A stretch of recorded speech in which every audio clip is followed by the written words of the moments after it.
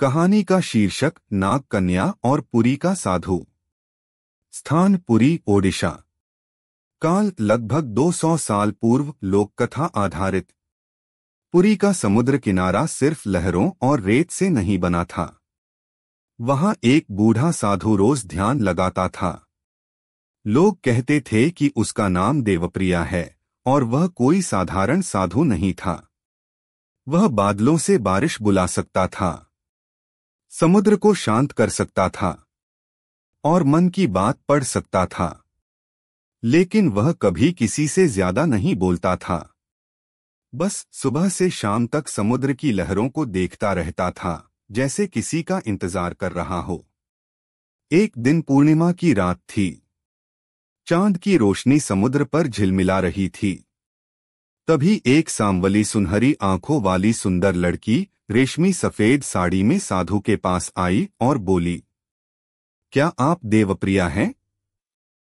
साधु ने आंखें खोली। पहली बार किसी अनजान ने उसका नाम लिया था। लड़की ने आगे कहा, मैं तुम्हारे पिछले जन्म का वादा पूरा कराने आई हूं। लड़की ने बताया कि वह कोई आम लड़की नहीं है। वह नागलोक से आई है। पिछले जन्म में वह एक नाग कन्या थी और देवप्रिया एक बलशाली तांत्रिक जो हिमालय में साधना करता था।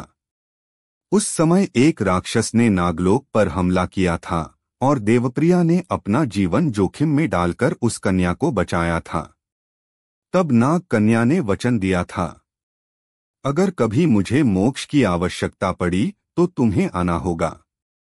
और देवप्रिया ने वादा किया था, जन्मों के बंधन से भी तुम्हें मुक्ति दिलाऊंगा।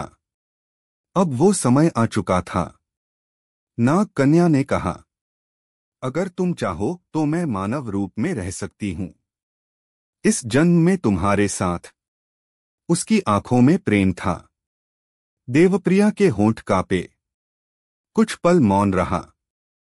फिर उसने कहा, मैंने तुम्हें बचाया था, बंधन में बांधने के लिए नहीं, मुक्ति के लिए। तुम्हें प्रेम देना मेरे अधिकार में नहीं, लेकिन मोक्ष दिलाना मेरा धर्म है। साधु ने समुद्र के किनारे एक त्रिकोण बनाया। उसमें शंख, नागमणि और तुलसी रखकर मंत्र पढ़ने लगा। नाग कन्या आंखें बंद करके बैठ गई। जैसे ही अंतिम मंत्र पूरा हुआ, उसका शरीर धीमे धीमे प्रकाश में बदल गया। उसने अपनी आंखें खोलीं और मुस्कुराकर कहा, धन्यवाद देवप्रिया, अब मैं मुक्त हूं। वह प्रकाश बनकर आकाश में। पुरी के कुछ पुराने साधु अब भी कहते हैं कि हर पूर्णिमा को समुद्र किनारे एक सफेद परछाई दिखती है। वह साधु को ढूंढती है, पर अब देवप्रिया भी इस संसार में नहीं है। लहरें आज भी उतनी ही शांत होती हैं उन रातों में, मानो नाग कन्या आज भी धन्यवाद कह रही हो।